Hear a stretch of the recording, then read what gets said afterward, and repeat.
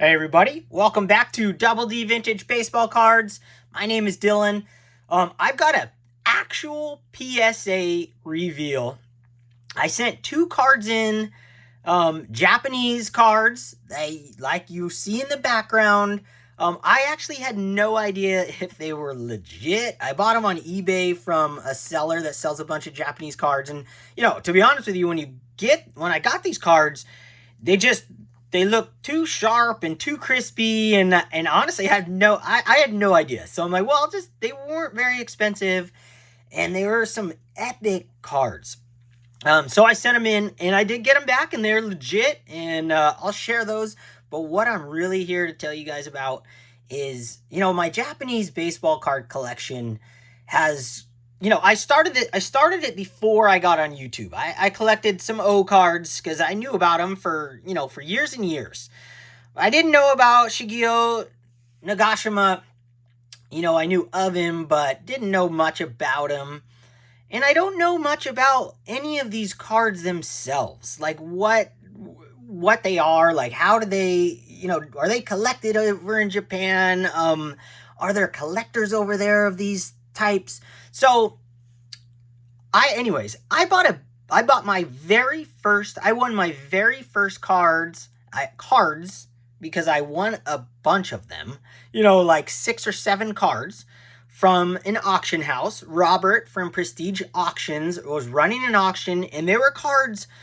One card is a big card. Like they're all like incredibly insane in my mind, but one in particular is my very first rookie card of Sadahara O, and it's the only one that I think it's the only one ever graded by either companies. PSA or SGC, as far as I could tell, and I've never seen it before. I don't know what it's worth. I don't know what any of these are worth. Like when I'm bidding, it's just like it's a shot in the dark. Comps, I don't even use comps anyways for regular cards.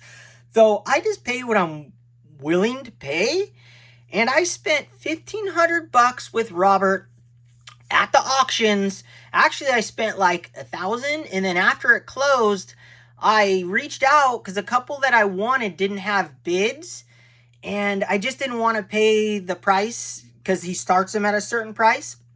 All right, because so little people collect these and don't know about them. That I reached out and said, hey, were you willing to work with me on these? And he was. And all those cards you're going to see are like pop ones. Like whatever that means, everybody talks about pop. Literally, there's no other examples of most of these cards in existence graded. Doesn't mean there's not loads of them. But with that said, I'm going to have Robert on my show. I'm going to ask him a bunch of questions about Japanese baseball cards, about Japanese baseball. I'm going to have John Mangini on. Hopefully, he said he's in. If it all works out, hopefully he'll be on as well because he has questions too. We can talk about the Manko cards and how rare are these cards? Are there loads of them and they just aren't collected? I know these cards, for instance, these Jintan gum cards, are very rare. Now, they do not come up for auction almost ever. You never see them. There's some on eBay just of common players, and they'll just sit there for like $50 each. Been up there for a long time. But those are legit rare. Like I read an article about those back in 2014, and they didn't even, there's been like one set that they know of that exist.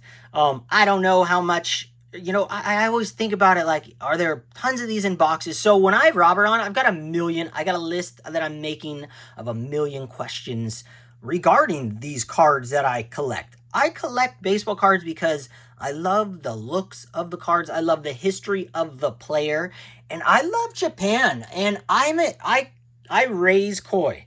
That's what we do over here. I raise koi and I sell koi. Been raising koi I've had koi for 20 years now. And we've been raising them, me and my dad, and selling them probably for 8 years now, probably even longer than that. It's something that we really love to do. I have thousands of koi at my house. You wouldn't believe it, but I have thousands. Probably have 6 different big pawns filled with koi. So I love Japan. I love the culture. I love the architecture,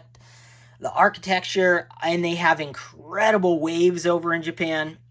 So that's like a reason that I love collecting these Japanese baseball players. And you know what? One huge reason is that they're so freaking inexpensive for what they are as the players and the cards themselves. It blows my mind. So I've said it before. It's like I'm wasting money buying any other cards because I love these so much. And for the players you're getting, the greatest of the greats in Japanese baseball, it baffles my brain why they're so inexpensive. So hopefully, Robert, we can dig into that and have that discussion. And maybe Tony JP Wisco, I got to reach out and maybe he can join us as well, as I know he's an expert and he lives over there. So without further ado, let me show you guys my auction wins. So when I was at the National this year, the last day I went to Robert's booth. Well, I went there the first day, bought a couple cards, but then the last day, running out of money, went back and found a couple cards that just blew my mind. Actually, I have them on the wall still. But I also found these. But I didn't, there was a lot more of these, not a lot, probably like 7 more I wanted, but I didn't have the money. I already bought that Babe Ruth. And Robert told me he was going to do an auction at some point with these cards and start them at a little lower price. So I went to town and I got the sickest card. I wanted this. This had a price tag of like $450, I think, at the National. And Robert started it much lower than that. I think I ended up winning this for around the $250 to $300 mark. This is Sadahara O in his epic flamingo home run position, about to just crush the ball. And all Sadahara O's cards from this 1968 Jintan Gum set are queens. So all the kings go to Shigeo and all the queens are Sadahara O. Now, I wasn't planning on buying all the ones that I did, but I just, as the weeks went on, as the auction was going, I couldn't resist. And after the auctions ended, the ones I didn't win, I was like, man, I need to have those in my collection. Why not? So this card, you guys know I'm obsessed with playing cards with cards on them. So these came in a deck. 52 cards plus the Joker, I'm sure. And I'm having Robert look for the case that these came in, the box, because I have the box for 2 other sets from Japan that have playing cards with O and Shigeo. So I would love to have the box these came in, but this card is so special. And the Japanese writing, to me, it's like a form of artwork. And I have so much questions regarding that because there's cards that have, American, English writing. And then also like the Q is that I don't know anything about their language and their writing, but it always looks like art form. And I'm attracted to it. I'm drawn to it. And this card in my collection, it really hits all the boxes for me. I'm obsessed with these. I've been playing with these since I got them. So let's see, how do I want to do this? Move this over. We'll take the koi out. We'll put Sadahara right there. Move this guy over here. Put Sadahara, the one that I bought from the National. This was much cheaper. I bought that from the National. I'll put this one right here. I'm going to show the next card. It's another O card. Now this one I bought after the auction closed. I reached out and asked, or you know what, actually, I'm not sure which ones I bought after and which ones I bought during the auction. But this one right here, I'm like, why would I not buy these? Get the whole collection of O's cards in the Queens. It was a no-brainer for me. So another epic card here, another one that don't exist. I'll probably never see this card again. Never seen one before and never seen one since on eBay or anywhere I've looked. I'm sure it's the only one graded. think there's been like 67 from this set graded. And you got to remember, it came in a box of all 52 cards from the playing deck. And there's only been 60-something cards graded. Now, there's a lot of questions you can have regarding that. And I do have those questions. And hopefully I'll get some answers.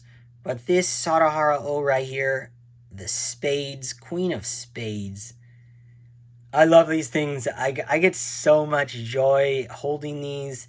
And it is really cool knowing I'm like one of the only ones in the world. I am the only one in the world that has this card in, graded form. Probably the nicest example in existence, at least in America. All of these cards right here. And like I said, I spent $1,500 total on about 7 cards. That includes this O rookie coming up that I'm going to share that is just absolutely spectacular. Unbelievable. Let me move this one over here. So I've got, do I have the whole run? Yes. I didn't even realize, because I hadn't taken off the wall, that I have the entire run of Sadahara O's from the Jinten Gum collection. I didn't know that, because I know I was missing one Shigeo, and I should have won it at the auction, but I didn't. Super bummed I didn't, but that's okay. It gives me something to look for in the future. So let's get to these Nagashima, Shigeo Nagashima. Shigeo average was 305. He had 444 home runs, 2,471 hits, and was O's teammate. And they won multiple, over like 8 world championships or Japan championships. And this is the King of Hearts. Another one in a PSA 7, but I could care less what the grades are, but it's another one that it's probably going to be the highest graded copy ever in existence, ever in history. So I really believe in these cards, as my buddy Shane Shoebox Legend says, to believe in a card beyond like the love of the card itself. I believe these cards are so far undervalued and underappreciated, and I think one day these two players will become much more popular. And those are the questions I have for Robert regarding the collectors in Japan. Why are these available for so inexpensive? Why are these not? It just baffles my mind why everybody doesn't collect these cards. Like, these are the greatest players from Japan ever. It's like Lou Gehrig and Babe Ruth. You couldn't even think about touching these cards if these were mantles and the only ones in existence. These would be thousands and thousands of dollars. Now, I know this isn't the major leagues, but Japanese baseball is no joke. And it's growing, and they're better and better, and the guys are coming over more and more. Let's look at the next King of Spades. Look at this swing. Dude, I love these cards. And they're not hand cut. These come in a box. So these, the way these are cut that's how they came. Love this shot right here. I love little cards like this. I'm just obsessed with these. I kid you not, I have had these out so many times. They're in my binder, and 2 of them I pulled off the wall just now. But the rest are in my binders, and I just can't get enough of them. I play with them like a little kid, playing with their Hot Wheels. So I've got 3 out of the 4, and the other ones sold, and like a fool, I didn't buy it. Like, what was I thinking? I don't know. It's not the end of the world. Here's a Shigeo rookie card. I just couldn't pass up. It's off-centered, but the image is absolutely spectacular. The colors, I just loved it so much. I had to have it. There are thousands of things going on, auctions he had with O's and Shigeos, and these are the ones that just touched my eyes. These are the ones that fit me, and this is his rookie card. Another rookie card of Shigeo's, and I have quite a bit of them, which is insane. That one over there in the corner, look at that image. Look at the colors. They just pop. Just an epic card. Been staring at that. Been on my desk back and forth. Now let me show you guys the 2 cards that I got back from PSA. And then I'll show you my banger at the end. This card here, 1958 JGA 177. More questions for Robert. I don't know what any of that means, okay? And should I be looking it up and reading all this research? Maybe. But I'd rather just ask a professional, ask someone who really knows. And to me, it doesn't matter. I really love the cards. I love the design. And this one, another plain card style, 1958 All-Star Aways Trump. I don't know what that means. And this was one I bought ungraded on eBay for 20 bucks. This came back a 4. I thought this was going to be a 6. And the other one, I thought what it came back as is what I actually thought it was going to come back at. I thought this was going to be a 6 if it was legit, and it's legit, but it's a 4, and I have no idea why, minus the centering, but still, that still doesn't make any sense. They don't give 4s out just for centering like this. I mean, it's a spectacular card. There must be some kind of bend in it that I didn't notice. These are pretty thin cards. I mean, these are like almost paper thin. It costed me more to get this graded than it did to buy the card. So all in 50 bucks for this thing. And now I can go buy more of his cards from that dealer on eBay, which I'm really excited about, because there's a lot more that I'd love to have, and have his rookie cards for so cheap. And I'll probably, now that I know they're legit, I'll just slab the rest up myself in my own collection. Grab some more of these. One more. Oh, 2 more little stands. All right, the next one I thought was going to come back in 8OC if it was legit, and it did. And these are pop like 1 to 3s. There's been 7 of these cards, I think, graded from this set, and I have 2 of them. And this is 1958, another rookie card, JGA 177, and he had a few more, 2 others that I didn't buy just because the image was really blurry and they just didn't fit my eye. And I thought these were sharp and beautiful. 7 of spades. Oh man, dude, I just love it. So this came back at 8OC. That's what I thought it was going to come back at, was an 8OC. Figured they'd either give it an 8OC, and I figured they were still doing those designations because it was sharp as a tack, or it would come back authentic, or it would come back not even a real card. So I had a few options, and knowing this is legit and it popped, and they graded these fast. I got these back in a month. So yeah, I paid 25 bucks each for these.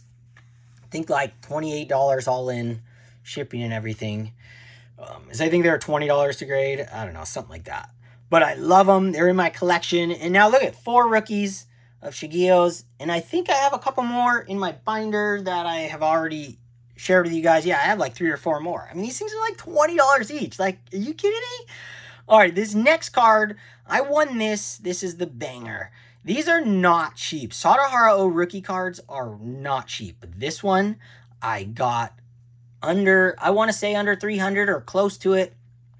And it just instantly, I wanted this card. And I told my buddy Jim, Picker Jim S, I go, hey, you know, we both knew the auction was going on. I told him I had dibs on this, or I asked him, I go, are you going to bid on this? He said no. Then I changed my mind because I thought it was going to go for a lot. And then there was like a day before, and I go, hey, are you going to go for that rookie? And he's like, no. And I go, okay, well, I'm going to go for it. And I'm so glad I did. And this is my very first authentic evidence of trimming. Yes, I bought a trimmed card. And that's probably why I got it for so inexpensive. But this is the only one ever graded by PSA or SGC. As far as I could tell, as far as the research I've done, and I've never seen this card before, 1959 Menko JCM 32C Sadahara O. Is this not one of the most beautiful baseball cards you've ever seen? It's an absolute stunner. This is like an iconic baseball card, like what I consider a look of an iconic card. This is the best looking rookie card I've ever seen of his. And I didn't hunt for this, just randomly was on there, and I go, wow, that's sick.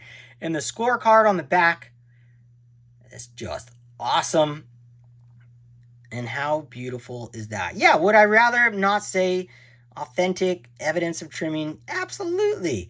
Do I care? No, because the card itself is magical. And yeah, did I have to like get through that in my brain? It didn't take me long because the card is just so beautiful. And to be honest with you, I know nothing about this card. So I'm like, what do I care if it's trimmed? Like I've never seen it before. There's none other that has ever been graded.